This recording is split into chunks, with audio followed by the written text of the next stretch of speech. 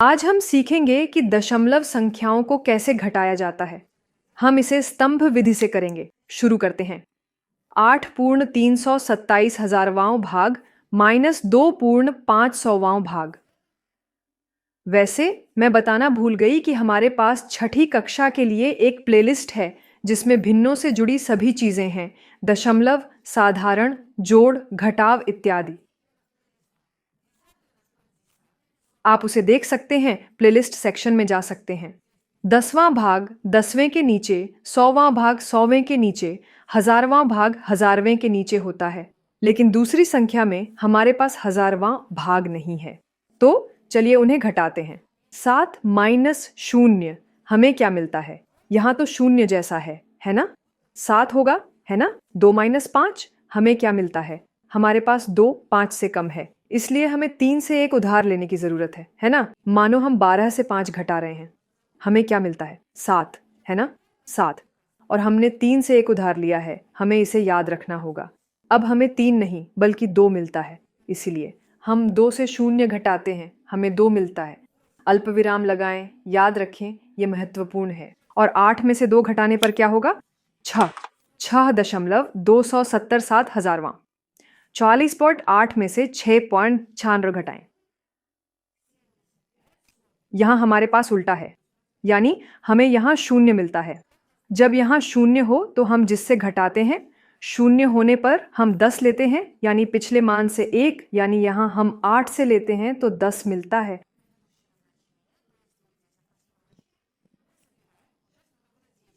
और हम 10 में से 5 घटाते हैं। 10 में से 5 घटाने पर कितना बचेगा? 5। पर याद रखें हमने 8 से लिया था, ठीक? हमें 8 नहीं 7 मिलता है, ठीक? 7 में से 7 घटाने पर 0 होगा। अल्प विराम लगाएं। 4 में से 6 हमारे पास 6 से 4 कम है, इसलिए हम पिछले 4 से 1 घटाते हैं, हमें 14 मिलता है। 14 में से 6 घटाने पर 8 होगा। और अब हमारे पास 4 नहीं 3 है, इसलिए 38.5। अगला उदाहरण 52.3। और यहां हमारे पास क्या है? 4,548,000वां। देखिए हमारे पास कैसा है, इसलिए हम यहां भी एक दूसरे से लेंगे। मैं 0 लिखूंगा, पर उन्हें मन में रखा जा सकता है।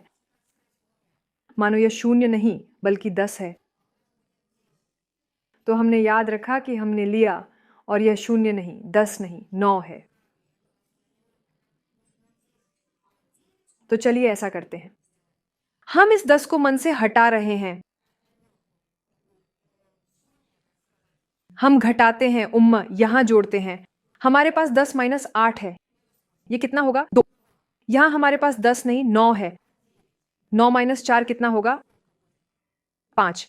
पर हमें लेना होगा, वहां से जहां अंक है, 0 नहीं। हमारे पास एक 3 है, तो हम 3 से 1 घटाते हैं, हमें 2 मिलता है, ठीक? 2 घटा 5 हमें 2 घटा 5 की कमी है, क्योंकि 2 5 से कम है, इसीलिए हम मन में 1 को भी यहां से हटा देते हैं। हमें क्या मिलता है? 12 घटा 5 कितना होगा? 7। अल्प विराम। यहां भी हमने घटाया, पता चला कि हमारे पास अब सिर्फ 1 बचा है, हमें 1 घटा 4 की भी कमी है। तो हम क्या करते हैं? हम 5 से भी घटाते हैं, पता चला कि हमारे पास 11 घटा 4 है, 7। और अब यहां हमारे पास 5 नहीं बल्कि क्या है? 4। अगला उदाहरण 6 पूर्ण 15 शतांश घटा 2 पूर्ण 7 शतांश। 5 घटा 7 5 कम है, इसलिए हम 1 से घटाते हैं। हमें क्या मिलता है? 15 घटा 7 कितना होगा? 8। यहां हमें 0 घटा 0 मिलता है, क्योंकि हमारे पास अब 1 नहीं है, हमने उसे ले लिया। 0 अल्प विराम और 6 घटा 2 कितना होगा? 4। 4 पूर्ण 8 शतांश। उदाहरण इसके जैसा है, इसके साथ। मैंने जानबूझकर ऐसा किया। 2 पूर्ण 7 दशमलव। मैं आपको अंतर दिखाना चाहता था, जो बहुत महत्वपूर्ण है। या तो 0 7 या 7, यानी 7 सैकड़ा या 7 दहाई बहुत अहम है। 5 घटा 0, यह यहाँ 0 जैसा है, 5। 1 घटा 7, हमारे पास 7 से एक कम है, इसलिए हम 6 से लेते हैं और एक और, हाँ, एक और हमें 11 घटा 7 मिलता है। हमें कितना मिलता है? 4। यहाँ 4 दशमलव अब 6 नहीं 5 होगा। 5 घटा 2 3 होगा। 3.45। 10.4 घटा 6.6। 4 घटा 6। हमारे पास 4 कम है, इसलिए हम 0 से लेते हैं। हमें 0 या 10 नहीं बल्कि 9 मिलता है। हम अब इसे समझेंगे। 14 घटा 6 8 होगा। अल्प विराम हटाएं। हमारे पास 9 है, पर हमने पिछले अंक से लिया। 0 के साथ काम करते समय हमें पता होना चाहिए कि हम पिछले अंक से भी लेते हैं। जब 0 हो तो हम उस अंक से लेते हैं जिसमें संख्याएं हों।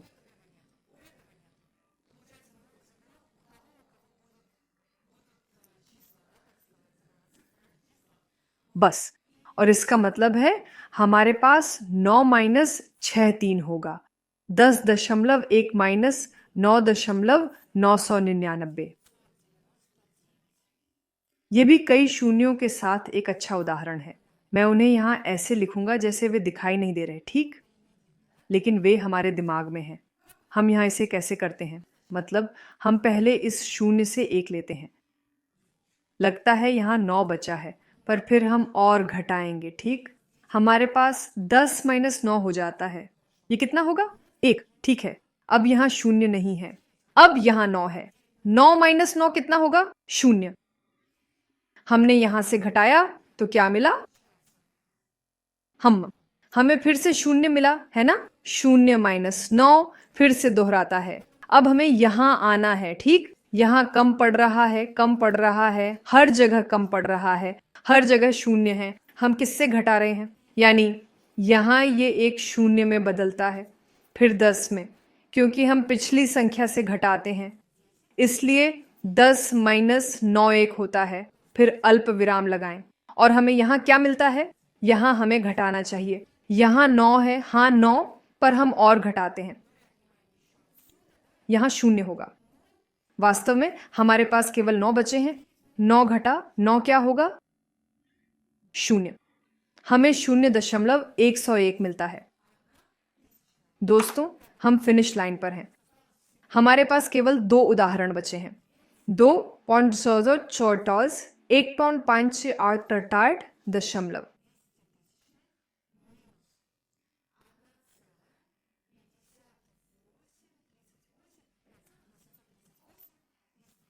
गणित अभ्यास का अच्छा उदाहरण। 4 घटा 8। हमारे पास 8 से 4 कम है, तो हम क्या करते हैं? हम 3 से लेते हैं। 14 घटा 8 कितना होगा? 6। अब 3 नहीं, अरे 2 है। 2 घटा 3, 2 कम है, इसलिए हम 4 से लेते हैं। हमें क्या मिलता है? 12, है ना? 12, क्योंकि यहां 3 नहीं 2 था। 12 घटा 3 कितना होगा? 9। 9। हमने 4 से भी लिया था। 3 घटा 8 बचे, काफी नहीं।